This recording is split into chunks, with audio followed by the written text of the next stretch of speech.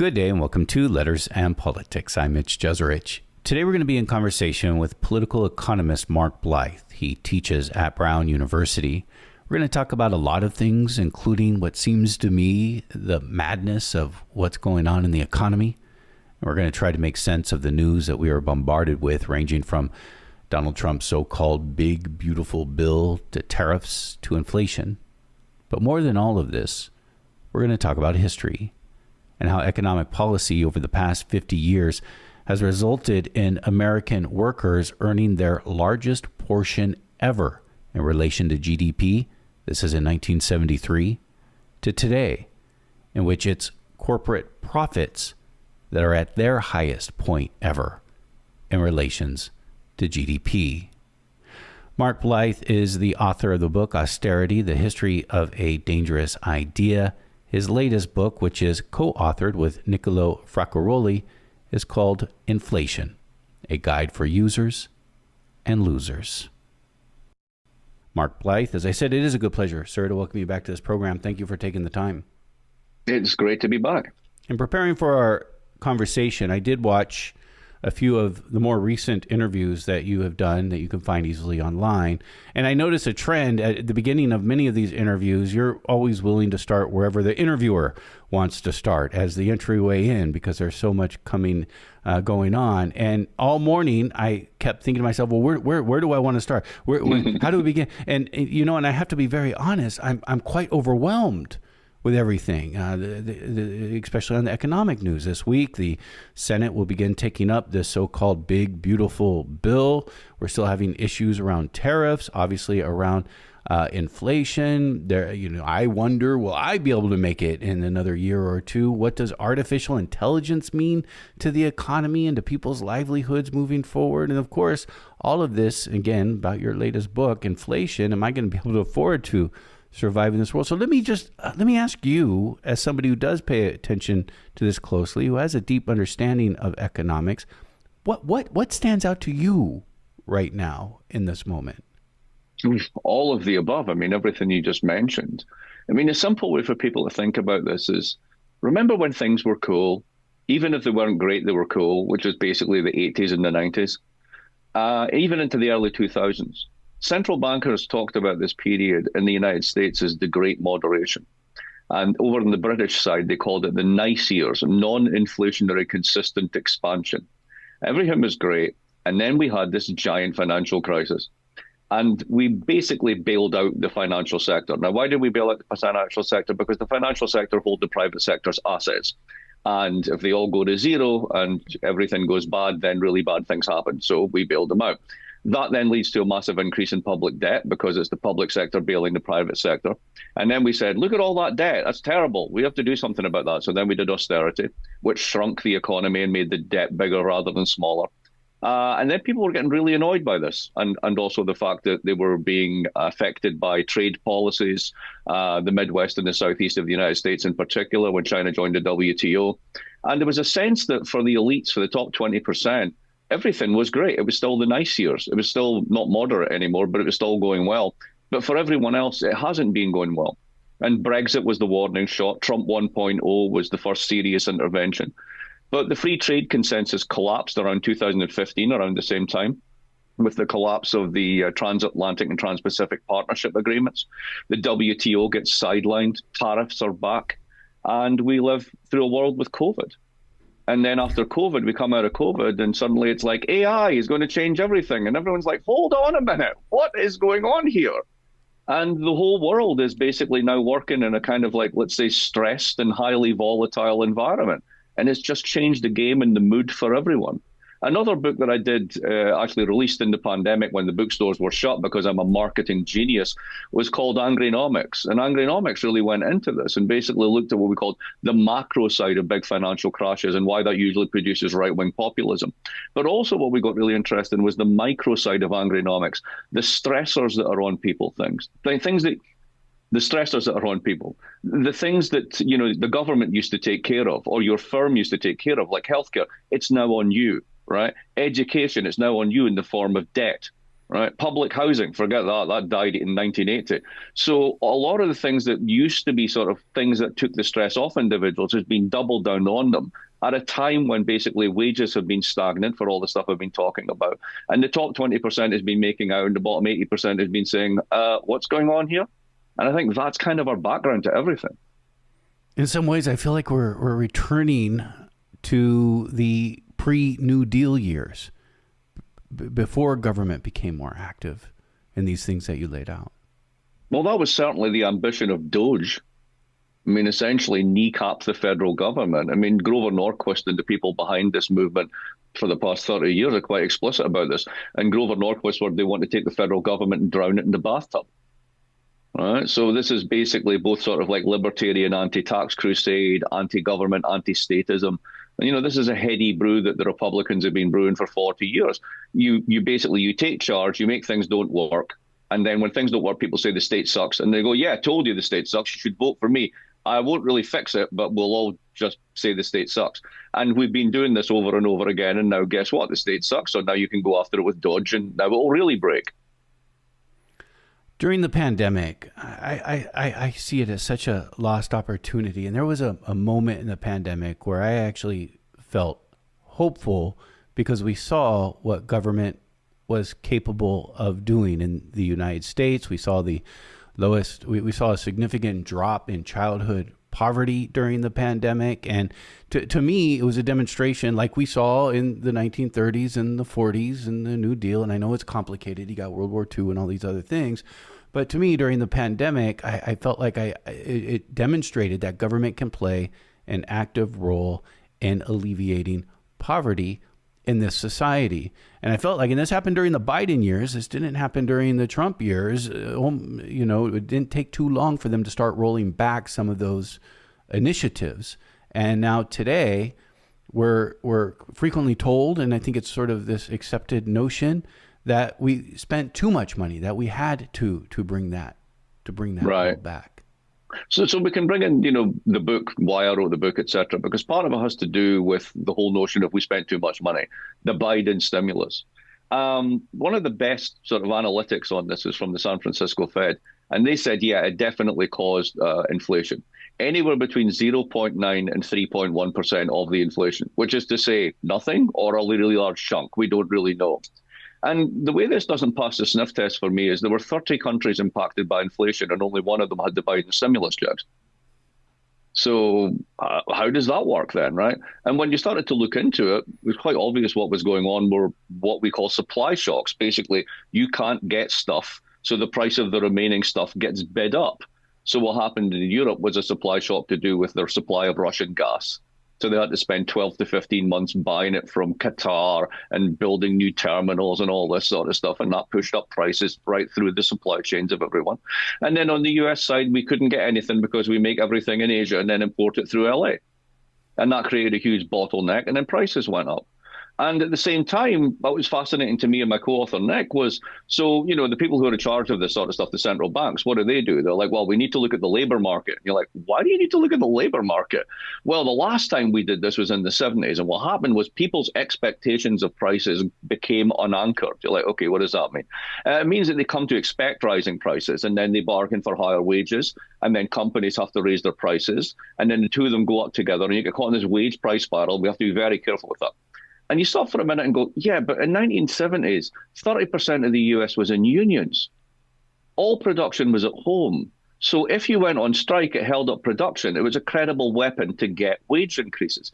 And yes, part of the 70s inflation was absolutely wages were pushed above productivity levels and therefore prices went up. That happened. I'm not disputing it.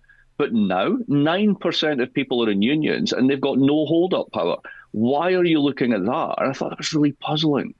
Then, as the debate went on, it was, okay, well, you know, not just the labor market, government spends too much money. We admit there's supply shocks. And this is the whole Paul Krugman, team transitory stuff around inflation. And it was interesting because, you know, I'm like, yeah, I think that's probably the case. But the way they spoke about it as well was super interesting. They were saying it's not the 70s, it's the 1940s. I'm like, why? Well, because it was kind of like demobilization, right? You were going through this period of change. And then you get the Korean War, and then everything's short. You need steel and all this sort of stuff. You need to ramp up your military. So there's short-term supply crunches, and that raises prices. But ultimately, the supply side adjusts, and people's expectations adjust, and that's it. All right, so how do we know this is the 40s rather than the 70s? And the answer given was kind of, well, people just know it's not the 70s. And you're like, really? Do they? Because as far as I'm aware, most people have no idea what happened in the 70s, let alone the 40s. So why are we basing so much of this on this notion that people have these incredibly well-formed views of prices, right, and update their price preferences all the time? So Nick and I started looking into this, and it's interesting because there's not all that much empirical work on this. Like, do people really have these expectations? Sorry for going on a bit, but I'll just go into this a little bit, right? We invited you to do so. Yeah, true. So tough. Now you're getting it, right? Yeah. So the whole central banking edifice is based upon the following notion. In the 70s, wages and prices got out of whack. So we need to have people like Paul Volcker, who are unafraid and unelected, to come along and raise interest rates and cause a huge recession. Now, we're sorry for the recession, sorry for the capital destruction, the unemployment, but it has to be done to reset people's expectations so that prices go down. That's what you have to do. And now we're going to build these big independent central banks all around the world. And anytime you guys try and get a wage increase, we're just going to raise interest rates to kill the effect. So don't even try. And you get a long period of price stability, but you also got a long period of wage stagnation, right, which is part of the problem. You then fill that in with credit. That goes wrong in 2008 to bring that story back in, right? But this is the idea, signaling credibility, sort of this sort of stuff. We'll raise rates, don't you try it, this sort of stuff. And we looked into this, and there was a brilliant paper by some economists at the Bank of Spain, and they scraped the web of New Zealand. I didn't know you could do such a thing. And they did this because New Zealand has had inflation targeting on their central bank longer than anyone else in the world. They've got 40 years of inflation targeting. Now, it may be the case that you and your grandmother and one of your listeners and, my daughter who's 14 doesn't really pay attention to central bank forecasts. But you would think people in the financial sector would. So they basically looked at basic communications in the financial sector, but granular level, what people swapped, basically sort of the email level. I don't know how they got this stuff. But anyway, what they found out is you were hundreds of times more likely to pass around a cat video than an inflation forecast if you worked in the financial sector. So we just went, well, hang on a minute. So if this isn't what's going on, what's really going on? And that's what motivated the book. You had all these different stories, these very confident assertions about it's the 70s and we do this, but it's obviously not the 70s. So how should we think about inflation? Well, should we think about it as this kind of expectations process? Well, we started that way, and then we started to get into it. We started to get more and more suspicious of it, and that's where the rest of the book came from. Another thing that happened in the pandemic and maybe sort of the later years of the pandemic, and I don't know if we have a clear line of when pandemic ends, but that is, there was this feeling that it was a workers' market, or that it was a good time for workers, that there was wages were going up, workers were able to leave to find other. It was a good moment for labor. And this sort of, you were talking about the 1970s, and again, this isn't the 1970s as you said, but that's something that sort of reminds me about the 1970s as well. Isn't 1973 kind of the high mark for where workers are the biggest part of GDP? Correct. That's exactly right. So 65% of everything that's in the country goes to workers in the form of wages. Now, where are we now? Well, it's dropped by 10 or 11 percentage points over the past 40 years. But here's the really interesting statistic.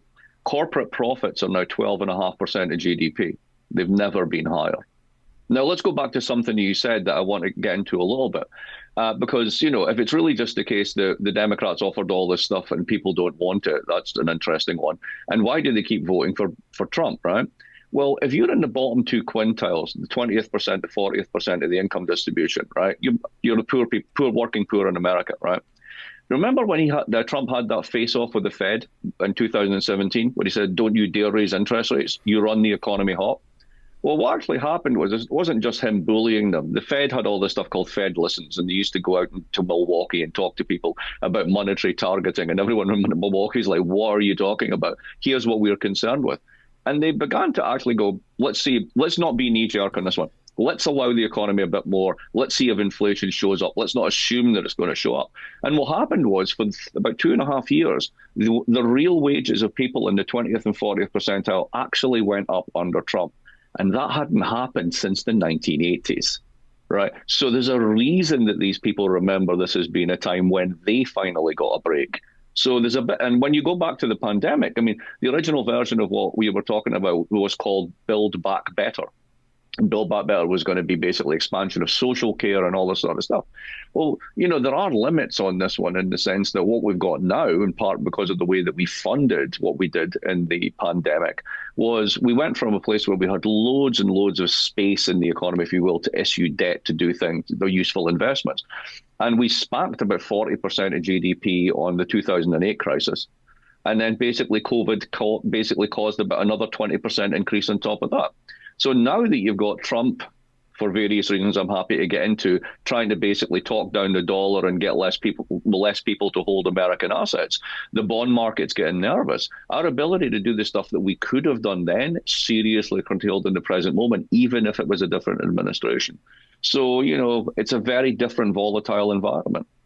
Do you see this bill that the Senate will now be taking up, this big, beautiful bill passed by the House of Representatives, extend tax cuts and institute significant cuts to Medicaid? Do you see this as part of that dynamic? Yeah, absolutely. You want to have your tax cuts for your people at the top, then somebody's going to have to pay for it. You're not going to gut the military, so that's a huge item. You can't go after Social Security, at least not on round one. So, you're going to go after Medicaid. As Steve Bannon said the other week, a lot of MAGA's on Medicaid, right? And they're the people that are going to bear the brunt of the costs for this. So, again, it's a question of, you vote for certain things, and then when it comes true, this is the way that it forms out, unfortunately. Whether that bill gets through in its current form is, open to question. There's been a bit of a bond market reaction. It's been a little bit overplayed how serious it is. But ultimately, you have told people that the United States Treasury bill actually now responds to news. So let me go into this for a little minute. There's a reason everybody else in the world uses dollars for all of their borrowing, all their spending, all of their trading with each other internationally, because everybody else accepts it. Why does everybody else accept it? Because it doesn't matter what the news flow is, its value is the same. You lend the United States government $100 for 10 years, you get $100 back and you get the interest payment at the same time over the 10-year period. Nobody questions it. So you can sell it instantly. It's like cash, but it gives you a payment. So this is the best thing ever, right? Now, there's lots of side effects to this, which is part of like what the Trump people are trying to counteract, right? But ultimately, when you do that and everybody banks in it, it has to be invariant to the news flow. Once you start screwing around with that directly, as Trump did with his tariffs and got the reaction on April 2nd through April 9th, then the Treasury market starts to look like, as a financial market called it, a risk asset. There's risk built into this. Do I really want to hold this thing? Will it be there in 10 years' time? Am I going to have to pay a tax on it? Once you do that, that changes your debt dynamics, a whole bunch of stuff. So the ultimate constraint on this bill and what the United States wants to do in the long run is, are people willing to keep buying dollars? Well, in a sense, there's no other alternative out there because everybody already uses it. It's imagine like everybody uses Microsoft Word, and then the next day Microsoft Word is banned from all computers. Like, what would you do? Where would you go? What platform would you use, right? But if you give people enough time, they'll figure out alternatives. And that's actually part of the Trump strategy. They kind of want that to happen. That's part of the reshoring, manufacturing, not just basically importing everything, because we can do it without limit because everybody else wants these dollars. So there's a whole dynamic built into this as well. There is a logic to Trump's tariffs and threats of tariffs. Yeah, absolutely. I mean, Biden took all of Trump's tariffs and built them into the IRA and extended them. Right? They didn't go down at all. They didn't disappear. In fact, they were actually targeted more on the tech sector, but they were general tariffs. Trump's, shock and awe liberation day is a classic move of like, ask for the moon and the stars and then settle for planet Earth, right? But the logic is still the same. You basically want to make it very expensive for people who are currently importing in the United States to do so. And the way that they get access to the big, beautiful American market is by making it here. Lots of problems in that one, right? Usually if you're doing this, it's called developmentalism.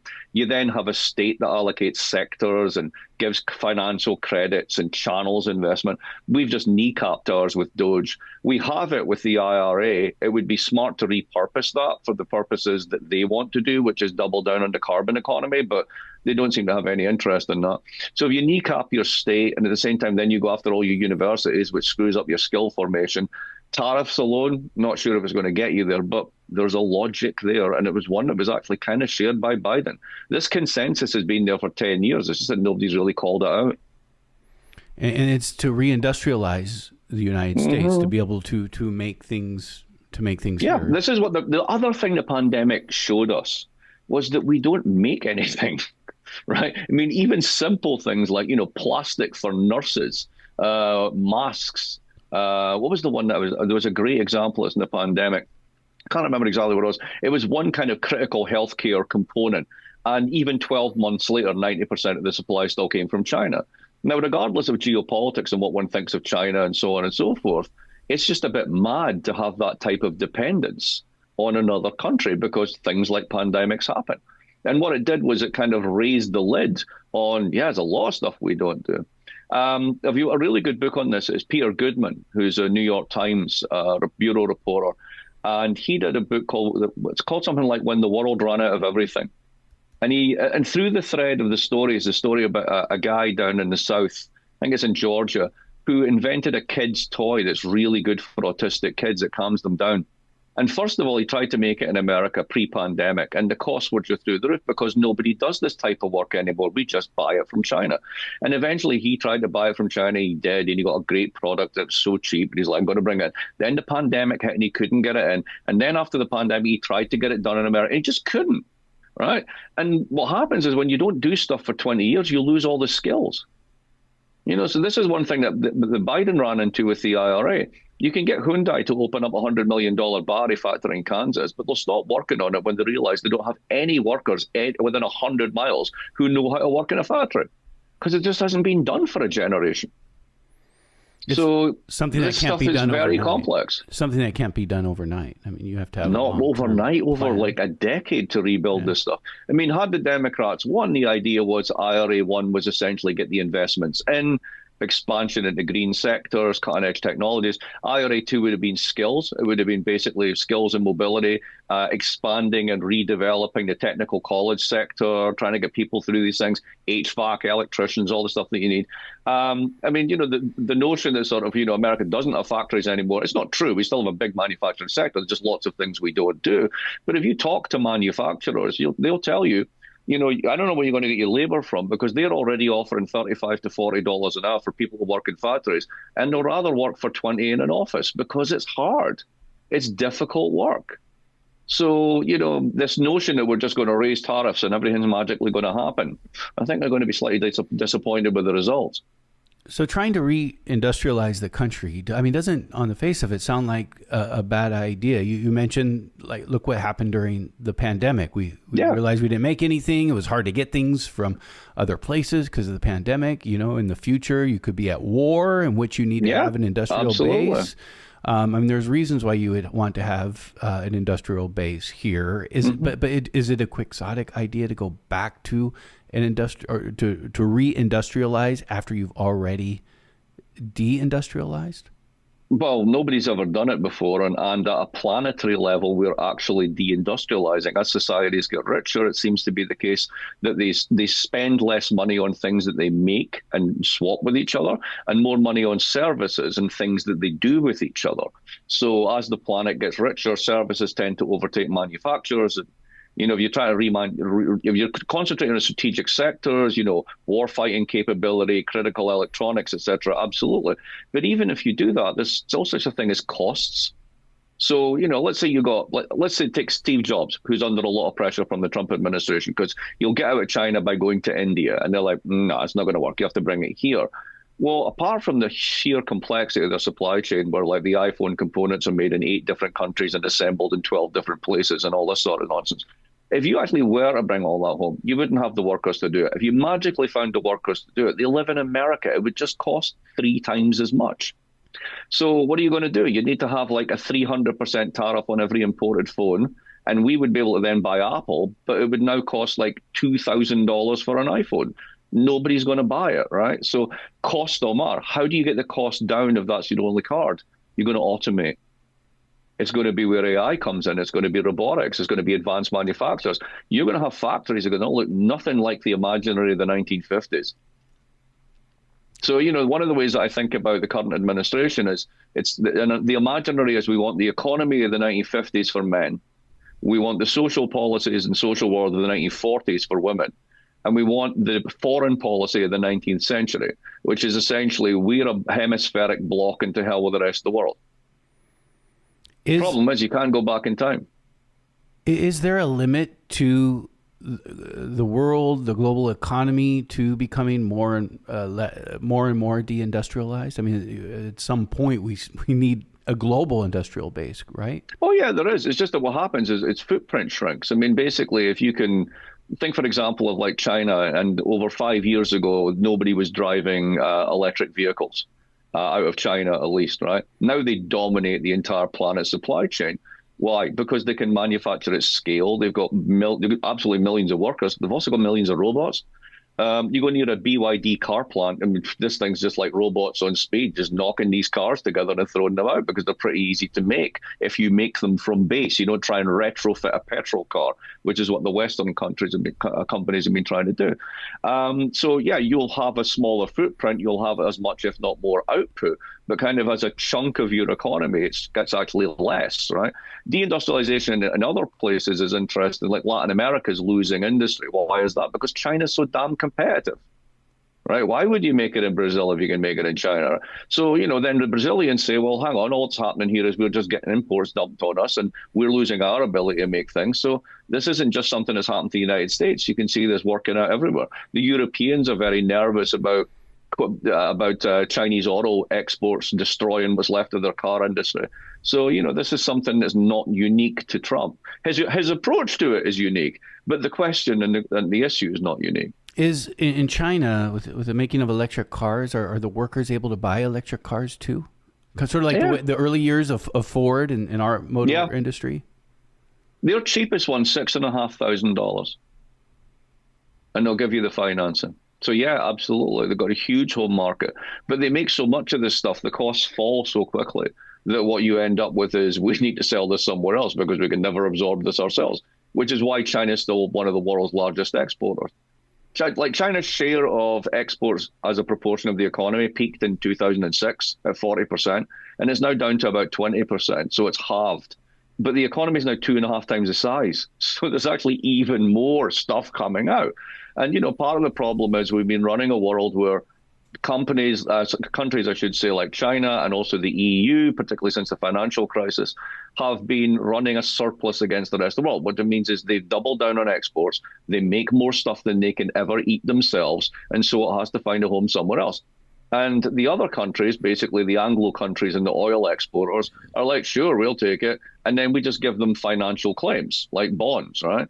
Now, this has been great, but the cost of that is like, we don't make any of that stuff anymore. They do all the making, right? And then they basically have all these IOUs from us that at some point we're going to have to redeem for them. So, and there's a general feeling of which, the Trump move is one of them, that these imbalances need to be addressed. Has China learned from the United States deindustrialization process and trying to not go down that same route? Oh, very much so. Here's a fun story. I think his name's I'm going to get it wrong. Yan Weining, right? So he was a political scientist who was given an award by the American Political Science Association to come from China, and I think it was 1994, and do a Tocqueville. So just like Alexis de Tocqueville, author of Democracy in America, came from France, ran around America and said, oh, look, they're weird over here, and look at the South, that's a bit mental, and so on and so forth. So he came over and basically set himself up at some university, I think it may be Michigan or someplace like this, and started touring the United States. And it's just when we went from basically the deindustrialization Rust Belt shock of the 80s into the full-blown outsourcing of the 90s. And he just wandered around these places like Gary, Indiana and stuff and just went, who does this to themselves? This is bonkers. So he went back to China and he wrote a book basically saying, this is not the country you think it is. This is craziness.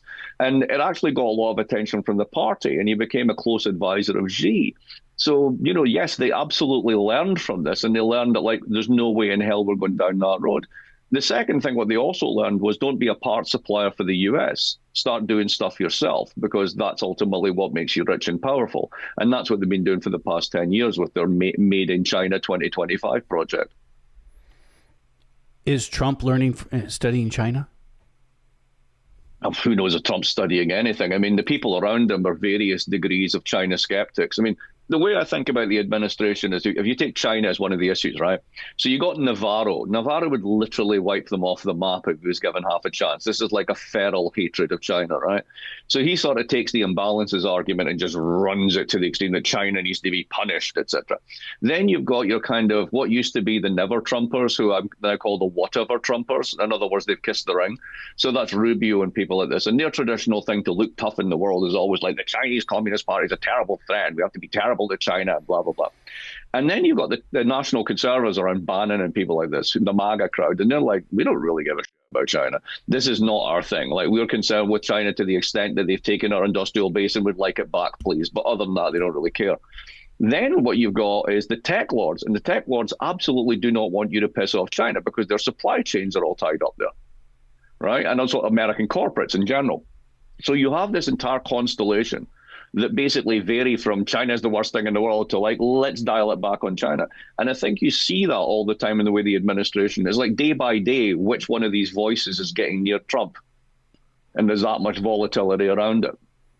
This is Letters in Politics. We are in conversation with Mark Blyth. Mark Blyth is a political economist and professor at Brown University and co-author, along with Nicolò Fraccaroli, of the book Inflation: A Guide for Users and Losers. What do you think about this saying that China is ripping the United States off?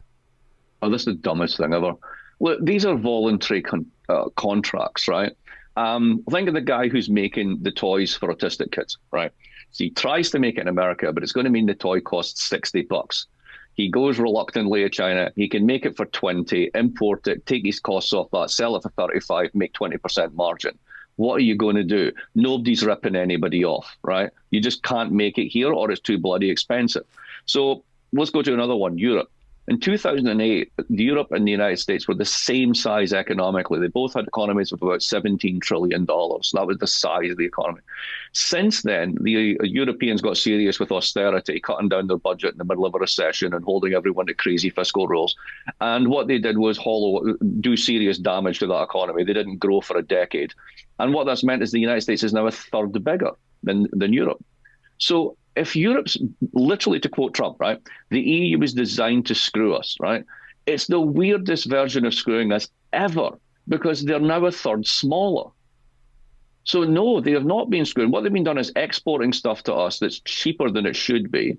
We've been paying with IOUs called treasuries. They've been taking that money and investing it abroad in stuff that's really crap. They would have been better investing it in their own economy. But they don't want to invest in their own economy because if they did, wages would go up, prices would go up, people would have a good time. But then your BMW would be more expensive and you can't sell it to the US. So they're caught in a crappy trap of basically squeezing their own workers so they can remain competitive. China's the same way, while exporting to us. And we're on the other side of this, getting cars, TVs, pharma, and everything we want for an IOU. But the cost is we don't do any of that stuff ourselves.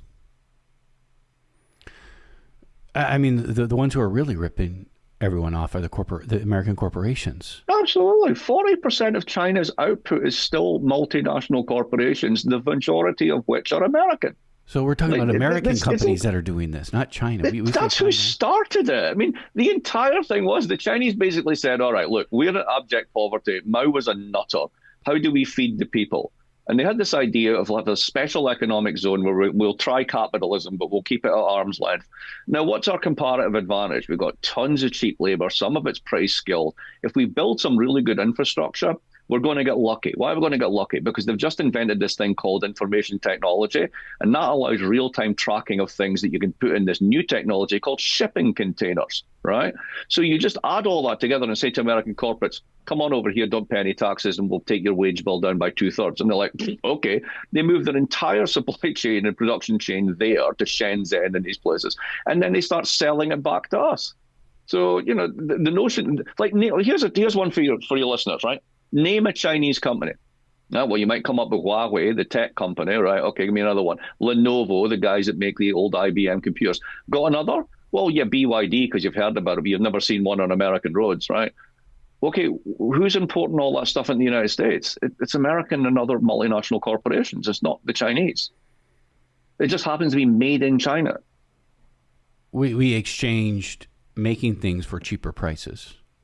That was the deal. Basically, the social contract rewrite under Bill Clinton was as follows. We're not going to do this anymore, lads, but don't worry, Walmart's going to be cheap as chips. And it was.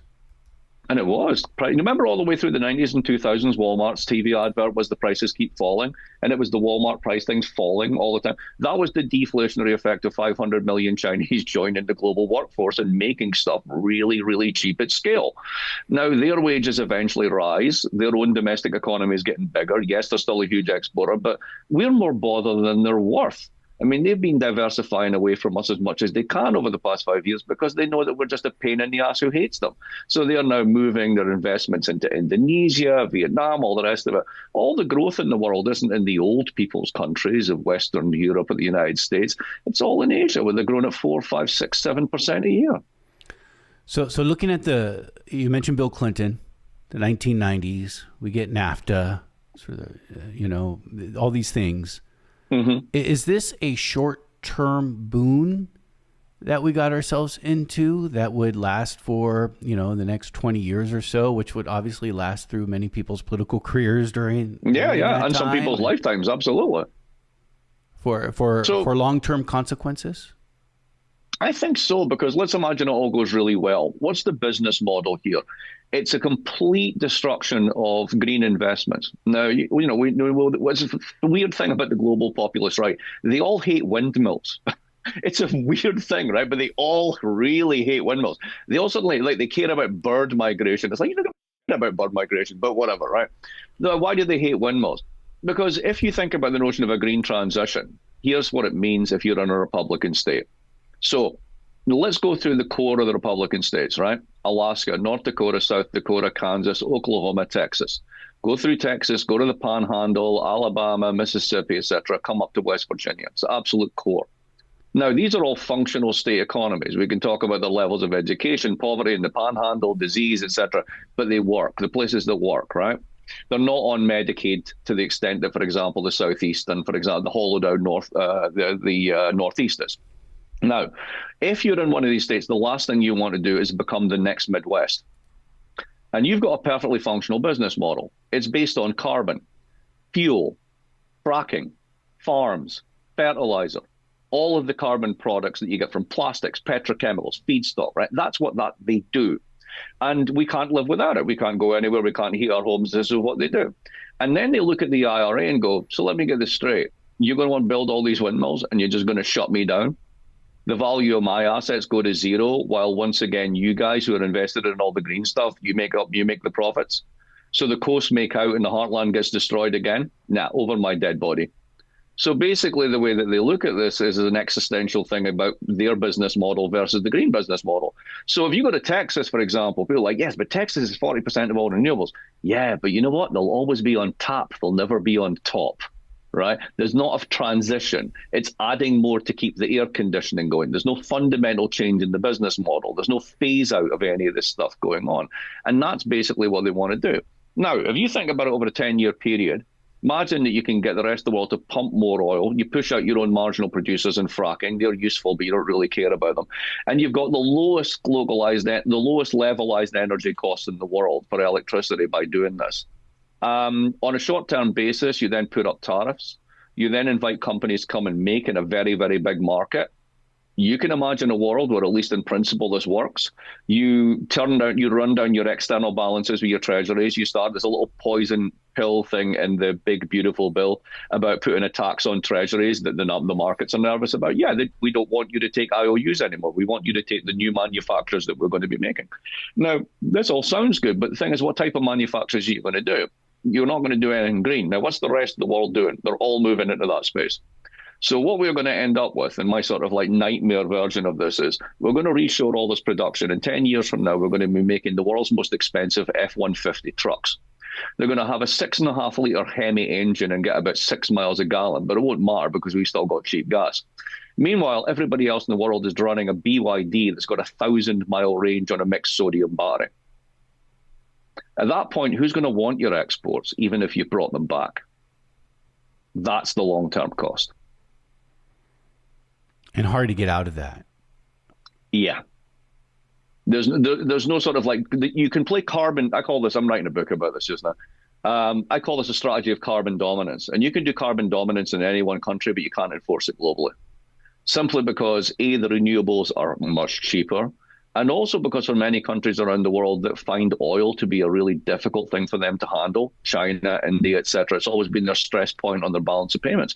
If you can basically get rid of a lot of your electricity costs by moving off of oil and coal and into renewables, then their costs start to go down and suddenly they have a bit more room. So you can see why it's very hard to sort of, you can send your energy guy running around the world saying that net zero is weird and it's a leftist plot, but to the extent that anyone's actually going to listen to it when they look at the hard numbers, that's a very different story. So it's not just about trying to reduce greenhouse gases to slow global warming.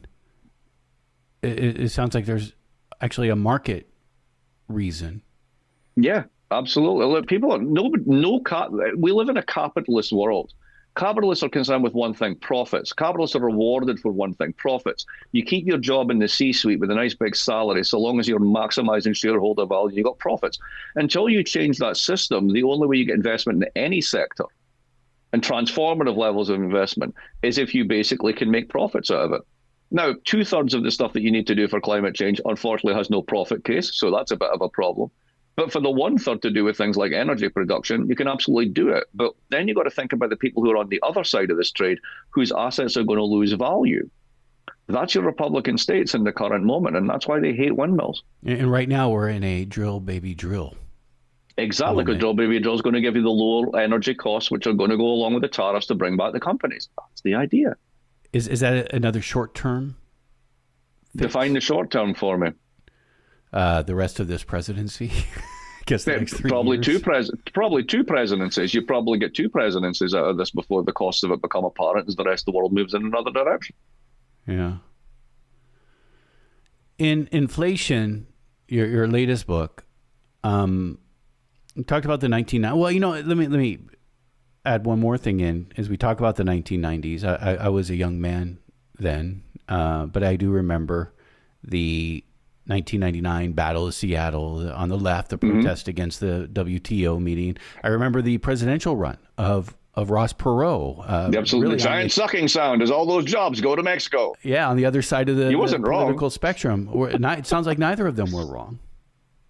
Well, yeah, but this is the thing. We go through these big cycles in history whereby capital markets become open and capital flows to the place where it's the most profit, and that leads to development in one place and then hollowing out in another place. And then eventually, if you get enough hollowing out, people turn towards the state for protection. I mean, we think about tariffs as these economic instruments, but, they're a form of protectionism. The clue is in the word. You're actually protecting your public. If you listen to the language of Bannon and people like this in the National Conservative movement, it's very much a kind of Herrenvolk welfare for the natives and protection from markets, higher taxes. Like, these guys, Bannon said that he'd like to have 40% tax on everybody who earns more than $1 million. And I think he's quite serious about that.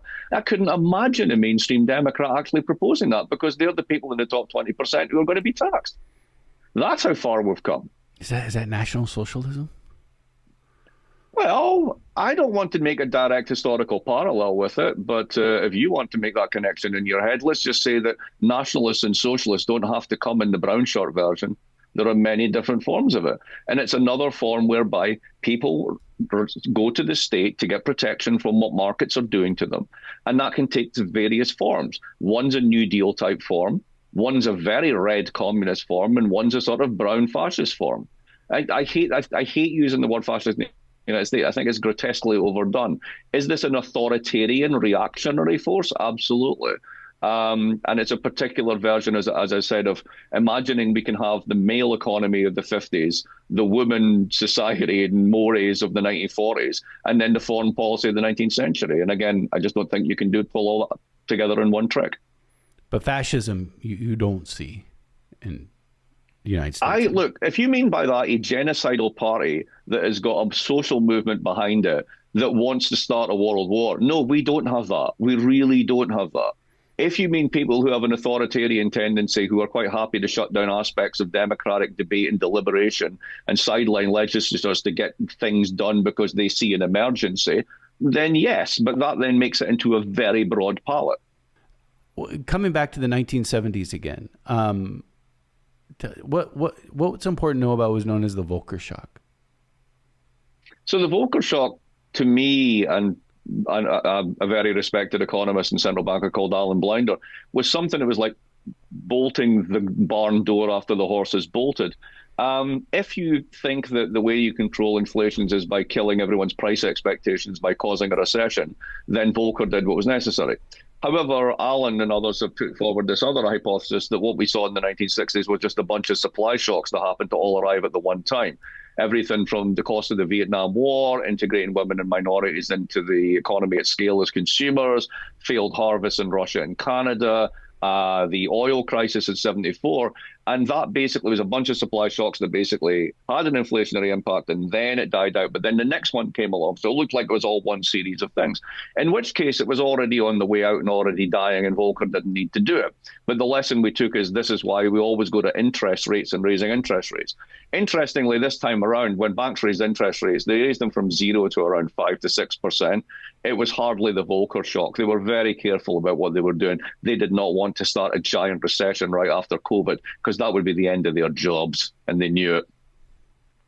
Mark Blyth, again, is a political economist and professor at Brown University and author of the book Inflation, A Guide for Users and Losers. Mark Blyth, that was very informative, and I thank you very much for taking this time. Great conversation. I loved it. Let's do it soon.